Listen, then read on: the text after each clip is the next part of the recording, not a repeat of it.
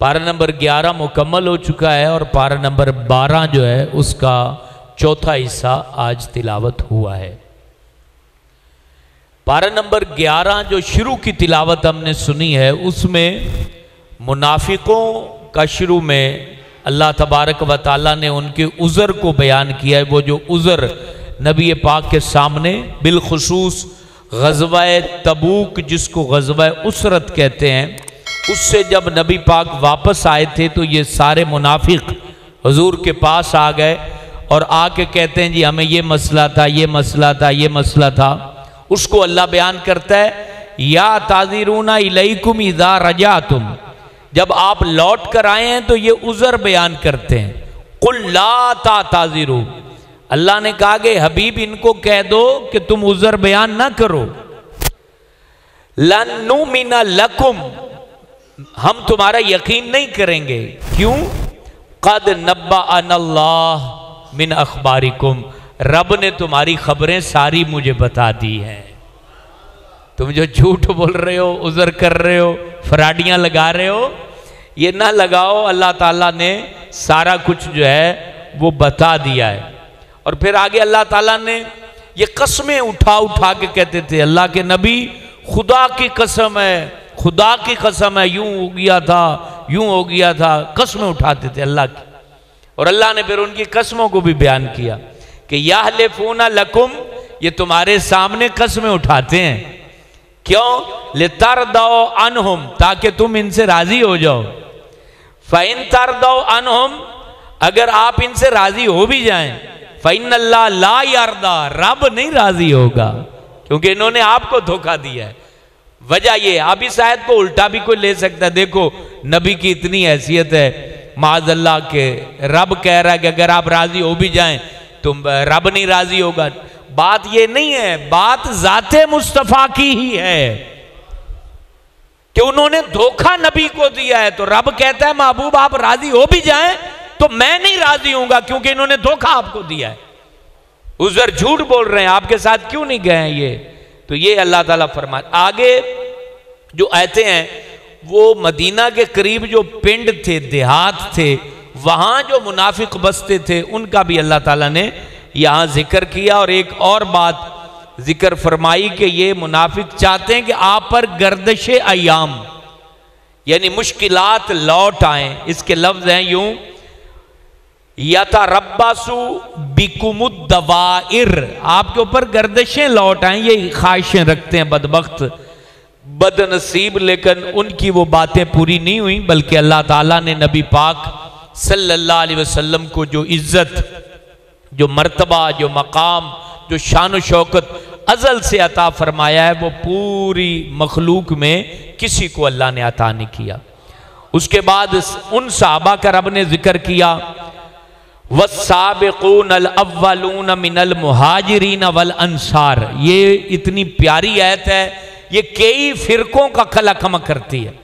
رب نے فرمایا کہ سبقت لینے والے، پہلے نمبر پہ آنے والے، حضور کو ماننے میں پہلے نمبر پہ آنے والے مہاجر انصار، یہ وہ لوگ ہیں۔ خلاصہ آگے بیان کیا رضی اللہ عنہم ورضوا عنہ، رب ان سے راضی ہو گیا، یہ رب سے راضی ہو گیا۔ اور آج لوگ ایسے بدبخت ہیں۔ پھر آگے دیکھیں اللہ تو ان کے لیے یہ کچھ کر رہا ہے۔ اللہ کہتا ہے وَأَعَدَّ لَهُمْ جَنَّاتٍ تَجْرِي تَحْتَهَا الْأَنْهَارُ خَالِدِينَ فِيهَا أَبَدًا، رب نے ان کے لیے جنت تیار کر رکھی ہے جس کے نیچے نہریں بہتی ہیں اور اس میں وہ ہمیشہ ہمیشہ رہیں گے۔ یہ اللہ نے نبی کے صحابہ کے ساتھ وعدہ کیا ہے، لیکن کئی لوگ ان کے لیے برے الفاظ بولتے ہیں۔ یقیناً بلا شک و شبہ وہ لوگ غلط ہیں جو صحابہ کو غلط کہتے ہیں۔ اب یہ منافقوں کی بات کر کے، پھر آگے صحابہ کی بات کر کے، پھر آگے رب تعالیٰ نے 3 صحابی ایسے تھے جو تبوک میں نہیں جا سکے تھے۔ اب حضور آ گئے، اب انہوں نے آ کے کوئی عذر بیان نہیں کیا، انہوں نے یہ نہیں کہا کہ بھئی ہم یوں ہو گیا تھا، یہ ہو گیا تھا۔ حضرت کعب بن مالک تھے اور اسی طرح حلال بن امیہ تھے، یہ 3 صحابہ تھے جو نہیں جا سکے تھے۔ تو یہ جب نبی پاک آئے تو کیا کرتے ہیں، آ کے حضور کے سامنے بیٹھ کر عرض کرتے ہیں ہم سے غلطی ہو گئی، کوئی جھوٹ نہیں بولا، کوئی قسم نہیں اٹھائی. اور انہوں نے پھر یہ قرآن بیان کرتا ہے وَآخَرُونَ اعْتَرَفُوا بِذُنُوبِهِمْ خَلَطُوا عَمَلًا صَالِحًا وَآخَرَ سَيِّئًا. کہتے ہیں کہ محبوب جو دوسرا گروہ آپ کے پاس آیا نا، جنہوں نے اپنی غلطی کا اعتراف کر لیا ہے، ان کے پاس اچھائیاں بھی ہیں اور یہ ان سے غلطی ہو گئی ہے، اچھائی برائی مل گئے ہیں اور یہ آپ کے پاس آ گئے ہیں، تو اللہ ان کی توبہ کو قبول فرما لے گا. اب ان تینوں نے کیا کیا تھا، مدینے مسجد نبوی میں آئے اور جو مسجد نبوی کے پلر تھے ان کے ساتھ اپنے آپ کو باندھ دیا. اب نبی پاک نے دیکھا، حضور نے دیکھا تو کہا کیوں باندھا ہوا ہے؟ تو عرض کرتے ہیں کہ ہم تبوک میں نہیں گئے تو ہم سے غلطی ہو گئی ہے تو ہم نے اپنے آپ کو باندھ دیا. تو نبی پاک نے فرمایا کہ اچھا باندھ دیا ہے تو پھر بندھے رہو، جب تک رب نہیں کہتا میں تو نہیں چھوڑوں گا. اللہ کی پھر انتظار کرو کب وہی آتی ہے. اللہ اکبر. پھر یہی آگے پھر مختلف آیتوں میں اس کو تذکرہ کیا ہے. اتنے وہ یعنی پریشان ہو گئے تھے، صحابہ نے گفتگو چھوڑ دی تھی، نبی پاک نے کہا تھا ان سے کوئی بات نہیں کرے گا، یہاں تک کہ ان کے گھر والے بھی نہیں بات کرتے تھے. اور نبی پاک کو وہ کیسے دیکھتے تھے، جب حضور صلی اللہ علیہ وسلم نماز پڑھ رہے ہوتے تھے نا، اور یہ بھی نماز پڑھ رہے ہوتے تو نماز کے اندر سے حضور کو دیکھتے رہتے تھے کہ نبی ہمیں دیکھتے ہیں کہ نہیں دیکھتے، نبی پاک کا چہرہ. تو حضور علیہ السلام جب یہ دیکھتے تھے تو اپنا چہرہ پھیر لیتے تھے. تو وہ بڑی مشقت تھی ان پر. آخر کار اللہ نے وحی نازل کی اور رب تعالیٰ نے ان کی توبہ کو قبول فرما لیا. اور اللہ پاک نے پھر نبی پاک سے کیا کہا، خُذْ مِنْ أَمْوَالِهِمْ صَدَقَةً، محبوب ان سے صدقہ لو، ان سے مال لو اپنے صحابہ سے. تُطَهِرُهُمْ وَتُزَكِّيهِمْ بِهَا، اور صدقہ لے کے ان کو پاک کر دو، ان کو مطہر کر دو، ان کو صاف کر دو. یہ نبی سے اللہ فرما رہا ہے کہ ان سے لے کے ان کو صاف کر دو. اور پھر وَصَلِّ عَلَيْهِمْ، اور ان کے لیے دعا بھی کرو.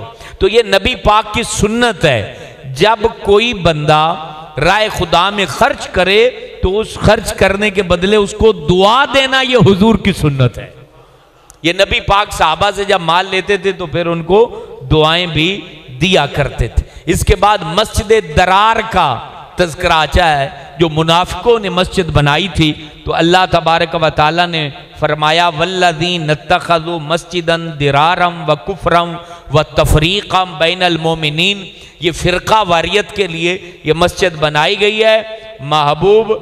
اور اس مسجد کو پھر نبی پاک وہ مسجد بنا کے نا حضور کے پاس آ گئے، جی ایسا مسجد بنائی ہے تو افتتاح کر دے تو جا کے. نبی پاک سے کہتے ہیں کہ پہلی نماز جا کے پڑھ دے. یہ ایسے منافق تھے، حضور کو آگے کہہ رہے ہیں کہ ہم نے مسجد بنا دی ہے تو آپ ایسا کریں پہلی نماز تو پڑھ دیں، بڑی برکت ہو جائے گی، بڑی خیر ہو جائے گی. یہ جب کہا نا تو اللہ نے قرآن نازل کیا، کہا لا تقم فیہ ابدا، محبوب اس مسجد میں کبھی بھی نہیں جانا. رب نے کہا وہ بدبختوں نے مسجد بنائی ہے، جانا کہاں ہے؟ قبا کا ذکر فرمایا. درار میں نہیں جانا، قبا میں جانا ہے. کیوں؟ کہا لمسجد اسس علی التقوی من اول یوم احق ان تقوم فیہ. محبوب وہ مسجد حق رکھتی ہے آپ کے قدم وہاں کھڑے ہوں جو تقوی کی بنیاد پر قائم کی گئی ہے. پتہ چلا مسیتاں بناؤ تو تقوی کی نیت سے بناؤ. فرقہ وریت کے لیے مسجدیں بنائیں گے تو اس میں کوئی خیر نہیں ہے، اس کے اندر پھر کوئی برکت نہیں ملے گی. آگے مومنوں کا اللہ نے ذکر فرمایا. اللہ کہتا ہے ان اللہ اشترى من المومنین انفسهم واموالهم، بے شک رب نے خرید لیا مومنوں سے ان کا نفس یعنی ان کی جان اور ان کا مال رب نے خرید لیا. اچھا اللہ بھی کتنا سونا ہے، دیا بھی خود ہے، جان بھی خود ہی دیا ہے نا، پیسہ بھی خود دیا ہے. اور پھر فرما رہا ہے کہ میں نے ان سے خرید لیا مومنوں سے. کس کے بدلے میں؟ بِأَنَّ لَهُمُ الْجَنَّةَ، جنت کے بدلے میں یہ ساری چیزیں ان سے خرید لی ہیں. پھر نیکوں کا اللہ نے ذکر کیا التائبون العابدون الحامدون السائحون الراکعون الساجدون الامرون بالمعروف. یہ سب یعنی توبہ کرنے والے، عبادت کرنے والے، تعریف رب کی کرنے والے، روزہ رکھنے والے، رکوع کرنے والے، سجدہ کرنے والے، نیکی کی بات بتانے والے، برائی سے روکنے والے، اور اللہ کی حدوں کی حفاظت کرنے والے، یہ سب مومنوں کو ذکر کر کے رب نے کہا وبشر المومنین، محبوب تم اپنے جو مومن ہے نا ان کو بشارت دے دو۔ یہ اللہ تعالیٰ ان عملوں کو بیان کر کے بشارت کا ذکر کر رہا ہے۔ اس کے بعد اللہ تعالیٰ نے بیان فرمایا کہ کبھی بھی کافر کے لیے دعا نہ کرو، مشرک کے لیے استغفار کی دعا نہ کرو۔ پھر وہاں آگے حضرت ابراہیم نے اپنے چچا آزر کے لیے دعا استغفار کی تھی تو اللہ نے منع کر دیا تھا، اس کا ذکر بھی آج ہے۔ یعنی ایمان اتنی قیمتی چیز ہے، یعنی نبی نے دعا کی تو اللہ نے منع کیا کہ یہ مشرک ہے، اس کے لیے دعا نہیں کرنا۔ آگے پھر اللہ تعالیٰ نے وہی تذکرہ جو صحابہ کا آپ کو بتایا ہے کہ وہ تنگ ہو گئے تھے تینوں، اتنی پریشانی ان کے اوپر آئی تھی، اس کو اللہ نے یہاں بیان کیا ہے۔ یہ آیت نمبر ہے 118۔ اللہ کہتا ہے وَعَلَى الثَّلَاثَةِ الَّذِينَ خُلِّفُوا، وہ تین جو پیچھے رہ گئے ان کو سلام ہے، ان کا ذکر رب نے اپنے قرآن میں فرما دیا ہے۔ اللہ اللہ، نبی سے محبت ہو تو خطا بھی یوں انعام میں بدلتی ہے کہ رب پھر ان کا ذکر بھی پہلے سزا دی اور پھر رب نے ذکر بھی فرما دیا، اور نبی کو چھوڑ جائے بندہ تو پھر قسمیں بھی اٹھائے تو رب لعنتیں بھیجتا ہے۔ اور ادھر اللہ نے انعام کیسا دیا کہ قرآن میں ان کا نام آ گیا، الثلاثہ، تین جو پیچھے رہ گئے۔ اللہ کہتا ہے حتی اذا ضاقت، تنگ پڑ گئی، علیہم الارض، ان کے اوپر زمین تنگ پڑ گئی۔ اور جہاں محبوب بلاتے ہی نہ ہو تو زمین تو تنگ پڑنی ہے نا، نبی پاک ہی نہ بلائیں جہاں تو وہاں زمین تو تنگ پڑنی ہے۔ پھر آگے لاسٹ میں پھر اللہ اس آیت کے کہتا ہے ثم تاب علیہم، پھر اللہ نے ان کے اوپر توبہ ڈالی، رحمت کی، لیتوبوا، تاکہ وہ توبہ کر لیں، ان کی توبہ کا قبول کیا۔ ان اللہ هو التواب الرحیم، اللہ توبہ قبول فرمانے والا ہے۔ پھر اللہ نے کہا یا ایھا الذین، اسی آیت کے فوراً بعد کہا کہ اے ایمان والو رب سے ڈرا کرو، وکونوا مع الصادقین، اور سچوں کے ساتھ ہو جاؤ۔ یہ تین سچوں کا ذکر کر کے پھر آگے نصیحت کی، سچائی کتنا فائدہ دیتی ہے۔ انہوں نے قسم اٹھائی، جھوٹ بولا، منافقوں نے لعنت کے حقدار ہوئے۔ یہ سچے تھے، کہا کہ حضور یہ ہماری غلطی ہے، ہم پیچھے رہ گئے، یہ ہماری غلطی ہے، ہم کوئی نہیں کہتے کہ یہ ہو گیا تھا وہ ہو گیا تھا، ہم بڈھے تھے مسئلہ تھا، نہیں ہماری غلطی ہے۔ تو حضور پاک نے جو ہے نوازا اور رب تعالیٰ نے انعام فرمایا اور ان کو سچا ڈکلیئر کیا کہ یہ سچے ہیں، اور پھر مومنوں کو کہا کہ ہمیشہ سچوں کے ساتھ رہو۔ پھر اس کے بعد اللہ تعالیٰ نے فرمایا کہ تم میں سے کوئی گروہ ایسے بھی ہونے چاہیے جو دین سیکھا کریں تاکہ وہ آگے سکھا سکیں۔ اس کا تذکرہ یہاں یہ مدینے والوں کو، ارد گرد رہنے والوں کو آرڈر تھا، اور پھر قیامت تک کے لیے یہ آرڈر جاری ہو گیا کہ کچھ لوگ تو دین سیکھیں تاکہ وہ آگے بھی تو سکھائیں، اپنے محلے میں، اپنے علاقے میں، اپنی فیملی میں۔ کچھ لوگوں کو تو یہ معلومات ہونی چاہیے دین کی تاکہ وہ آگے بتانے والے تو بنے۔ اب یہ چیز ہم ختم کر چکے ہیں، ہم نے دین مولویوں کے ذمہ رکھ دیا۔ ایسے لگتا ہے کہ جیسے مولویوں کا ہی ہے بس دین۔ یہ دین فیملی میں سے کم از کم چند لوگوں کو تو پتا ہو نا، تاکہ وہ فیملی میں وہاں بھگل پہ بیٹھے ہوں تو بتائیں، شادی میں بیٹھے ہوں تو وہاں بتائیں۔ اب ہر جگہ تو مولوی نہیں جائے گا نا۔ یہ اللہ نے کہا ہے کہ تمہارے اندر سے کچھ لوگ تو ہوں جن کو دین آئے، جن کو پتا ہو کہ نماز، روزہ، حج، زکوٰۃ یہ ساری چیزیں کیا ہوتی ہیں۔ لیکن آج اس چیز کو ختم کر دیا گیا، اس طرف توجہ ہمارے ہاں نہیں ہے، اسی لیے بے برکتیاں ہیں۔ پھر آگے اللہ تعالیٰ نے، منافق کہتے تھے یہ جو قرآن نازل ہوتا ہے تمہیں کیا ملتا ہے اس سے؟ تو اللہ نے کہا جن کے دل سونے ہیں نا، قرآن نازل ہوتا ہے تو ان کا ایمان اضافہ ہو جاتا ہے۔ اور فرمایا تمہارے دل گندے ہیں، تم قرآن سنتے ہو تو تمہارا دل بھیڑا پڑ جاتا ہے، برا ہو جاتا ہے، نجس ہو جاتا ہے، اور اس کی ریجس بڑھ جاتی ہے۔ یہ اللہ نے دونوں کیٹیگری کو بیان کیا کہ جن کے دل صاف ہیں اور جن کے دل برے ہیں۔ کہا کہ اچھے دل والوں پر تو قرآن جب وہ سنتے ہیں تو دل میں اضافہ ہوتا جاتا ہے، دل جھومتا چلا جاتا ہے، اور جن کے دل میں گندگی ہو وہ قرآن سنتے ہیں تو ان کو جو ہے وہ اس سے تنگی ہوتی ہے۔ پھر آخر میں حضور فخر عالم کے متعلق رب نے سورہ توبہ میں یہ الفاظ کہے، لَقَدْ جَاءَكُمْ رَسُولٌ مِّنْ أَنفُسِكُمْ، تمہارے پاس ایسا رسول آیا ہے، عزیز علیہ ما انتم، کہ تمہیں مشقت جب آتی ہے، مصیبت آتی ہے تو ان پہ بڑا شاک گزرتا ہے، یہ تمہیں اوکھے ویلے میں دیکھ نہیں سکتا، ایسا نبی ہے۔ حریص، وہ تمہارے اوپر ہرس فرماتا ہے، لالچ فرماتا ہے کہ تم جنت پا جاؤ، رب کی نعمت پا جاؤ، اللہ کو پا جاؤ، تم اللہ کے انعام کو پا جاؤ، اور پھر بالمومنین رؤوف الرحیم، وہ مومنوں کے اوپر بڑا رؤوف ہے، بڑا مہربان ہے، بڑی رحمت کرنے والا یہ نبی ہے۔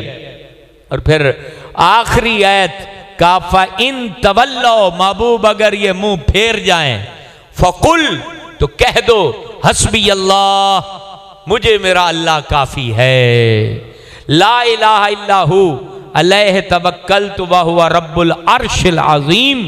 سبحان اللہ۔ یہاں ایک وظیفہ بھی سماعت فرما لیں، چلو آپ نیند قربان کرتے ہیں تو کوئی اور بھی فائدہ ہو جائے۔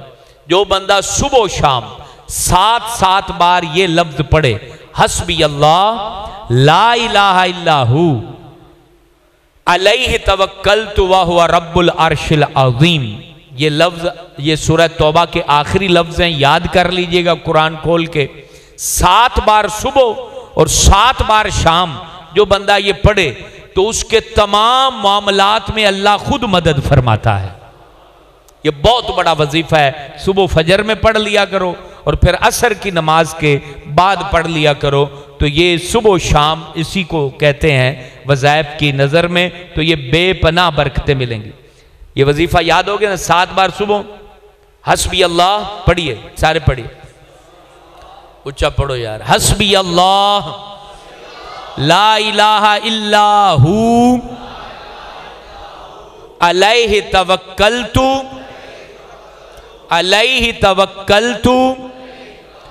وہو رب العرش العظیم۔ یہ یاد کر لو، صبح جب کام پہ جاتے ہو یا فجر پڑھتے ہو تو اس ٹائم 7 دفعہ پڑھ لو، سورج نکلنے سے پہلے، اور پھر سورج ڈوبنے سے پہلے 7 دفعہ پڑھ لو، انشاءاللہ آپ اس کی برکتیں خود محسوس کریں گے۔ آگے سورہ یونس کا ذکر ہے۔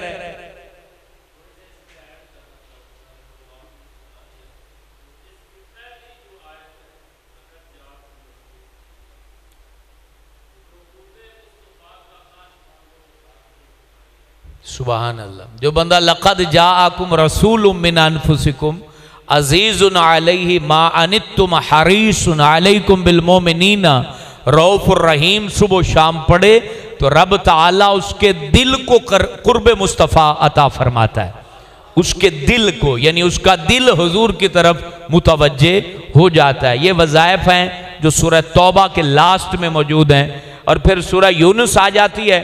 اس کے شروع میں اللہ تعالیٰ نے اپنے جو ہے وہ قدرت کے عجائبات کو بیان کیا ہے کہ میں نے 6 دن کے اندر جو ہے وہ زمین و آسمان کی تخلیق کی ہے۔ پچھلے دنوں ایک آفیسر نے یہ سوال بھیجا تھا کہ اللہ تو کن کہتا ہے تو اللہ فرماتا ہے کن ہو جا تو سارا کچھ ہو جاتا ہے، تو یہ 6 دن کیوں لگ گئے؟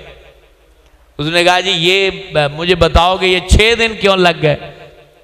تو میں نے کہا بھی 6 دن اس لیے لگ گئے کہ یکدم بنا دیتا تو آج کی سائنس کہتی یہ تو حادثہ ہوا ہے اور بن گیا ہے، تو رب نے 6 دن میں بنایا کہ پتہ لگے کسی بنانے والے نے بنایا ہے۔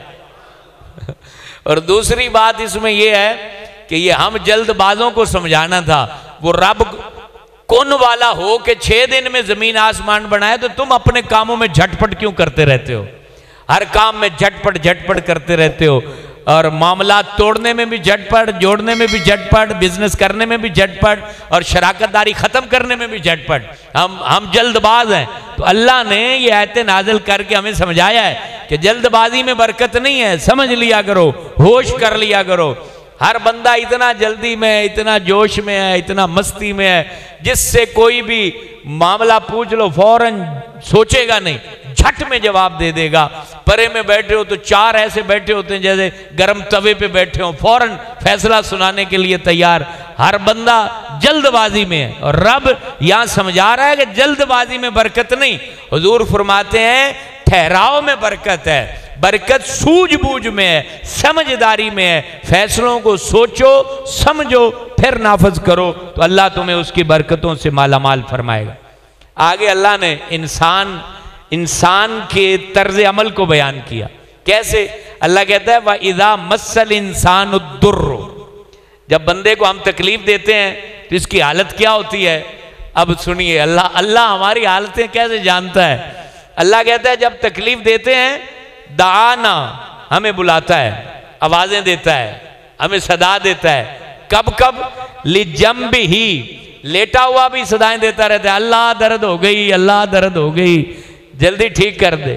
او قائدن، بیٹھے ہوئے بھی پکارتا رہتا ہے، او قائمن، کھڑے کھڑے بھی پکارتا رہتا ہے۔ اور پھر اگلی حالت بیان اللہ کیسے کرتا ہے؟ فَلَمَّا كَشَفْنَا عَنْهُ دُرَّهُ، مصیبت ہٹا لوں نا، ٹھیک کر دوں، طبیعت ٹھیک ہو جائے، مَرَّ كَعَلَّمْ يَدْعُونَا إِلَىٰ دُرٍّ مَسَّ، تو پھر ہمیں آوازیں دینا بھول جاتا ہے، ایسے لگتا ہے جیسے تکلیف اس کو آئی نہیں ہے۔ ایسے ہوتا ہے کہ نہیں؟ پتہ لگ جائے کہ یہ چیز ہے تو پھر یہ سارے بڑے بڑے پھنے کھام، دردیں نکلتی ہیں، چیخیں نکلتی ہیں، ٹھیک ہو جائیں تو وہی پھر وہاں کوئی جوا کھیلتا ہوتا ہے، کوئی شراب پی رہا ہوتا ہے، کوئی عیاشی کر رہا ہوتا ہے۔ یہ ساری کیفیتیں، یہ حرکتیں انسان کی وہ اللہ تعالیٰ پہلے ہی بیان فرما چکا ہے، اور اس سے ہمارے لیے جو ہے وہ عبرت ہے، اور ہمیں سمجھنا چاہیے کہ ہم سے اللہ غافل نہیں ہے۔ یہ ہمارا ایمان تو ہے لیکن اس کو ہم محسوس کریں کہ اللہ ہم سے غافل نہیں ہے، ہماری حرکتوں سے واقف ہے، اور اللہ تعالیٰ ہم پر رحم کرے، ہمارے دلوں کو اپنے نور سے منور کرے۔ اس کے بعد اللہ تعالیٰ نے یہ دیکھیں یہ کیسی بات ہے جو اللہ فرماتا ہے کہ لِلَّذِينَ أَحْسَنُوا الْحُسْنَى وَزِيَادَةٌ۔ سن لیجئے، اگر آپ یہاں 10 منٹ بیٹھے ہیں، یا کوئی بندہ رات تہجد پڑھتا ہے، یا قرآن پڑھتا ہے، یا صدقہ کرتا ہے، تو رب نے ان کو کیا جواب دیا ہے؟ لِلَّذِينَ أَحْسَنُوا الْحُسْنَى، ہے نیکی کرنے والے تیرے لیے نیکی ہی ہے، بھلائی کا بدلہ رب سے بھلائی ہی پائے گا۔ اور پھر اگلے الفاظ وَزِيَادَةٌ، اور تم نے محنت تھوڑی کی ہے، رب تمہیں زیادہ عطا کرے گا۔ یہ کبھی غور، اس لفظ پہ غور کریں۔ اللہ کہتا ہے احسنو، اچھائی کرنے والے کے لیے حسنہ ہے، اچھائی ہے، وزیادہ، اور زیادہ ہے۔ مجھے یہ بتائیں، رب دنیا اتنی بڑی کو قلیل کہے تو بندہ گن نہیں سکتا، اور اجر کو زیادہ کہے تو اس کو کون گن سکتا ہے؟ کہتا ہے تم نے تو تھوڑا سا، میں تمہیں زیادہ انعام دوں گا، زیادہ انعام دوں گا، اور تمہارے اوپر انعام فرماؤں گا۔ اور پھر اللہ کہتا ہے وَلَا يَرْحَقُ وُجُوهَهُمْ قَتَرٌ، سیاہی نہیں ان کے چہروں پر چڑھاؤں گا جو میرے لیے کوئی اچھا کام کرے گا، وَلَا ذِلَّةٌ، اور ذلت بھی نہیں ان کو دوں گا۔ اولئک اصحاب الجنہ، یہی جنت والے ہیں، ہم فیہا خالدون، اور وہ جو ہے وہ ہمیشہ اس میں رہیں گے۔ والذین کسبوا السیئات، اور جو برائی کمائیں گے، جزاء سیئات بمثلہا، اللہ اللہ سونے ربا تیرا کمال، سبحان اللہ۔ اللہ فرماتا ہے برائی کرنے والے کو اس کی برائی کی مثل دوں گا، اچھائی کرنے والے کو زیادہ دوں گا، مہربان کتنا ہے، اور برائی کرنے والے کو جتنی برائی کی ہے اتنی سزا دوں گا، اس سے زیادہ نہیں دوں گا۔ یہ اللہ تعالیٰ کی مہربانیاں ہیں اور اللہ کی کرم نوازیاں ہیں۔ اور پھر اللہ تبارک و تعالیٰ اپنے انعام و اکرام کو بھی بیان کرتا ہے کہ ہم نے رزق اتارا ہے، ہم نے تمہیں سماعت بصارت کی طاقت دی ہے، پھر جو ہے وہ مردوں کو زندوں سے پیدا کیا ہے، زندوں کو مردوں سے پیدا کیا ہے۔ یہ اپنی حکمتوں کو اللہ تعالیٰ اگلے رکوع کے اندر جو ہے وہ بیان فرماتا جاتا ہے۔ اب یہ اتنا ٹائم نہیں ہوتا، نہیں تو یہ سارا کچھ آپ کے سامنے میں بیان کرتا۔ پھر آگے مختلف رسولوں کا اللہ تبارک و تعالیٰ نے تذکرہ فرمایا، اور آج کی تلاوت میں کیونکہ دوبارہ ریپیٹ ہوا ہے اس کو ہم دوبارہ نہیں یا بیان کریں گے۔ سب سے پہلے حضرت نوح علیہ السلام کو اللہ نے ذکر کیا، اور پھر لاسٹ میں پھر حضرت نوح علیہ السلام کو ذکر کیا، وہ ایک نئی بات تھی، اس کو بیان کر دوں گا۔ حضرت موسیٰ علیہ السلام کا تذکرہ وہ چونکہ پہلے آپ سن چکے ہیں کیسے ان کا جو ہے وہ مقابلہ ہوا تھا جادوگروں سے، اس کو جو ہے اس کے اندر دوبارہ تذکرہ فرمایا گیا ہے۔ پھر حضرت یونس علیہ السلام کا ذکر مبارک ہوا ہے۔ حضرت یونس اللہ کے نبی ہیں، اور یہ موصل شہر کے ساتھ ایک علاقہ ہے نینوا، وہاں اللہ نے ان کو مبعوث فرمایا تھا۔ بت پرست وہ قوم تھی اور آپ نے بڑا سمجھایا لیکن وہ نہیں سمجھے۔ جب وہ نہیں سمجھے تو پھر اللہ تبارک و تعالیٰ کے نبی نے کہا کہ اب تمہارے اوپر عذاب آئے گا، یہ کہہ کے وہ چلے گئے۔ جب چلے گئے نا، انہوں نے کہا بھی اگر تو رات یہاں گزاریں گے پھر عذاب نہیں ہوگا، کیونکہ نبی درمیان میں ہو تو رب عذاب نہیں نازل کرتا۔ اور یہ چلے گئے تو سمجھ لو یہ چونکہ نبی ہیں اور سچ بولتے ہیں اور کبھی بھی یہ جھوٹ نہیں بولتے، پھر انتظار کرو۔ جب یہ بات ہوئی تو رات کو حضرت یونس چلے گئے۔ جب گئے تو اب وہ شام کا وقت تھا تو گھٹائیں چھا گئیں، دھواں آ گیا اور بڑی بری حالت۔ انہوں نے کہا بھی یہ تو ڈھونڈا، بھاگ کے گئے بھی حضرت یونس ہیں کہ نہیں ہیں، دیکھا کہ وہ تو نہیں ہے۔ تو پھر انہوں نے کیا کیا، یہ جنگلوں میں چلے گئے، جانور بھی لے گئے، جوتے اتار دیے، سر سے کپڑے اتار دیے، مرد بیویوں سے جدا ہو گئے، بچوں کو ماؤں نے خود سے جدا کر دیا، اور سبھی رب کے حضور گڑ گڑانے لگے اور اللہ تعالیٰ سے معافی مانگنے لگے۔ جب اللہ تعالیٰ سے معافی مانگی تو پھر اللہ تعالیٰ نے ان کی معافی کو قبول فرما لیا۔ اور پھر اتنے میں حضرت یونس مچھلی کے پیٹ میں چلے گئے تھے، وہ پھر 17ویں پارے میں ذکر آئے گا، اس کو وہاں پر ڈسکس کریں گے۔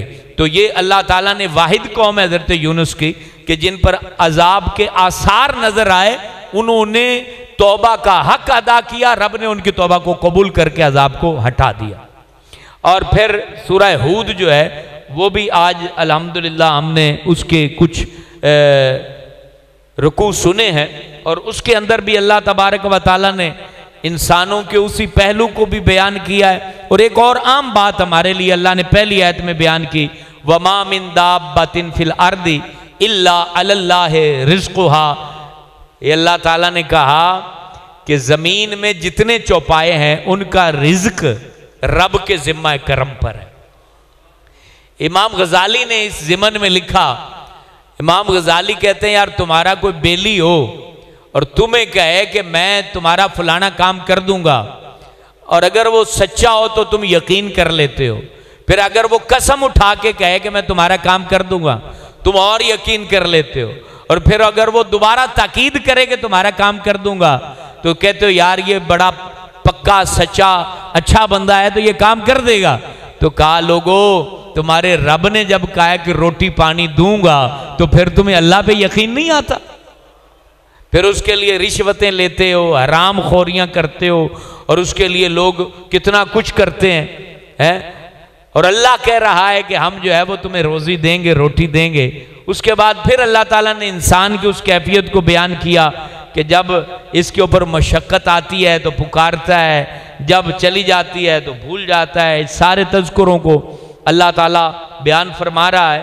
آگے پھر حضرت نوح علیہ السلام کی قوم کا دوبارہ تذکرہ شروع ہو جاتا ہے ڈیٹیل کے ساتھ کہ وہ کیسے ہلاک ہوئے، اس کو پھر ڈیٹیل سے اللہ نے بیان کیا، یہاں تک کہ جب حضرت نوح علیہ السلام کو انہوں نے نہیں مانا تو پھر رب نے کہا کہ اب ان کو بتا دو کہ ہمارا وعدہ آ چکا ہے، اور حضرت نوح علیہ السلام سے کہا کہ کشتی تیار کر دو۔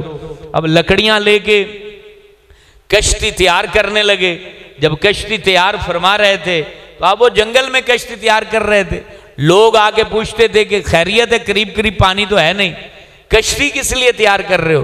تو آپ فرماتے کہ ہم کشتی اس لیے تیار کر رہے ہیں کہ اس کو پانی میں تیرائیں گے۔ تو وہ ہنسنے لگ جاتے تھے کہ پانی جو ہے وہ قریب قریب میں ہے نہیں تو کون سے پانی کے اندر تم تیرانا چاہتے ہو؟ تو پھر اللہ تعالیٰ کے نبی نے ان کو جواب دیا کہ جیسے تم آج ہم پہ ہنس رہے ہو، ایک وقت آئے گا کہ ہم تمہارے اوپر ہنسیں گے۔ کشتی جب تیار ہو گئی تو پھر اللہ تبارک و تعالیٰ نے زمین کو حکم دیا کہ زمین اپنا جو ہے پانی ابل دے۔ تو ایک تنور تھا، تنور جو تندور روٹیاں پکانے والا ہے، بعض مفسرین نے کہا، اختلافات ہیں لیکن بعض نے کہا کہ حضرت بی بی حوا کا جو تنور تھا پتھر کا بنا ہوا، اس میں سے پانی نکلا تھا، اس میں سے پانی جو ہے وہ نکلا تھا، اور وہ پانی اس میں نکلا، زمین سے نکلا، آسمان مسلسل پانی برساتا رہا، یہاں تک کہ وہ سطح جو ہے وہ اوپر بڑھتی گئی۔ تو پھر حضرت نوح علیہ السلام نے نیچے واشی جانور اور ساری چیزوں کا ایک ایک جوڑا جو ہے وہ نیچے رکھا، اوپر دوسرے جانور رکھے، اور لاسٹ میں انسانوں کو، مرد و عورت تھے، اور بیچ میں حضرت آدم علیہ السلام کا جسم مبارک تھا۔ ایک سائڈ پہ مرد تھے، ایک سائڈ پہ عورتیں تھیں، اور بیچ میں حضرت آدم علیہ السلام کی لاش مبارک، جسد اقدس اور نورانی جسم تھا۔ پتہ چلا نبیوں کے جسم ختم نہیں ہوا کرتے۔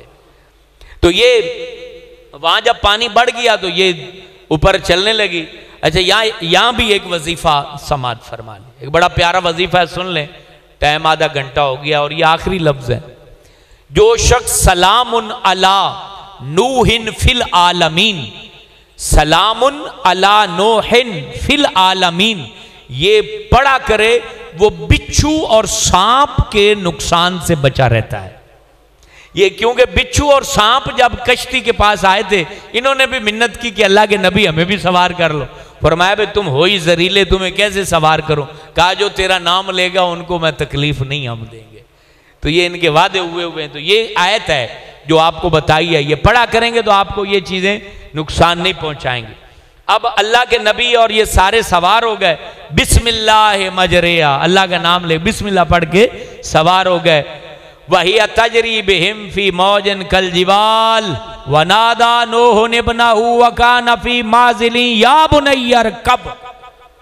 وہ موجیں، پانی کی موجیں بن گئی پہاڑ کی مانند، اور یہ اوپر کشتی جا رہی ہے۔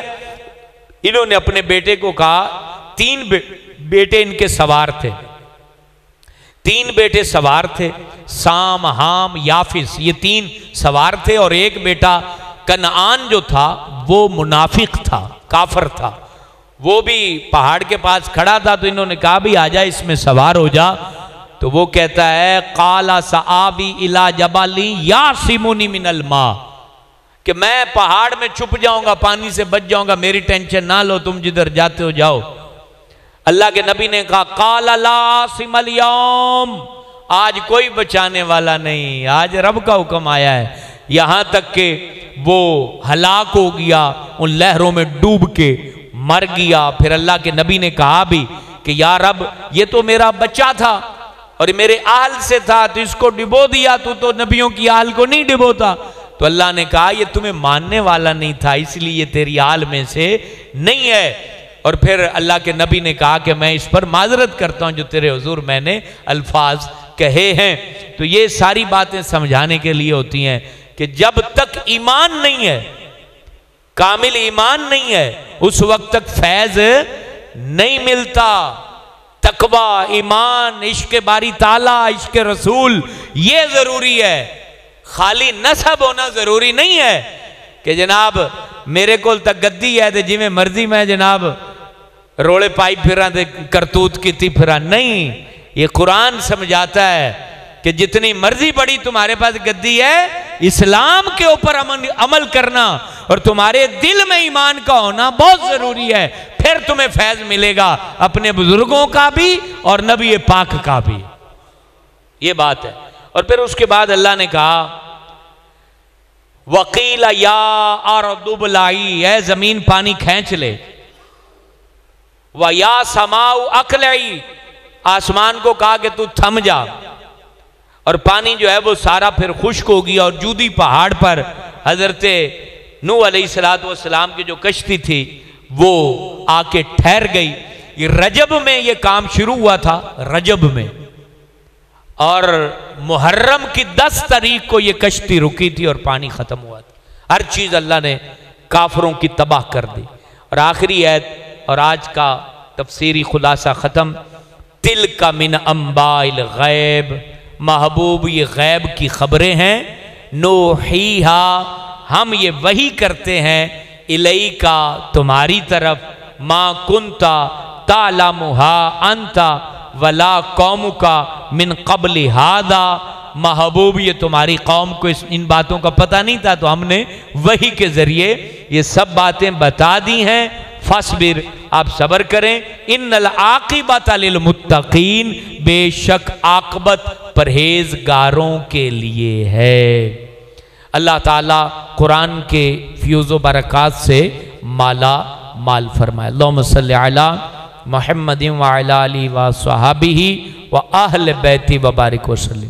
رب العالمین اپنے حضور قرآن کی تفسیر قبول فرما۔ یا رب قرآن کی برکتیں ہمارے اوپر انڈیل دے، ہمارے خالی دامن کو کرم کی دولت سے بھر دے۔ یا رب رمضان کی راتیں ہیں، بخشش کے پروانے عطا کر دے، خوشحال، بہترین، صحت و عافیت والی، نیکیوں سے لبالب لمبی عمر عطا فرما۔ یا رب العالمین ہماری اولاد کو بھی صحت و عافیت والی لمبی عمر عطا فرما۔ یا اللہ ہمیں پرہیزگار بنا، ہماری آنے والی نسلوں کو عاشق رسول بنا۔ اللہ کریم جتنے احباب یہاں بیٹھے ہیں دل میں دعا رکھتے ہوں گے وہ ساری دعائیں قبول فرما، آمین یا رب العالمین۔ صلی اللہ علیہ حبیب محمد وآلہ وصحبہ اجمعین۔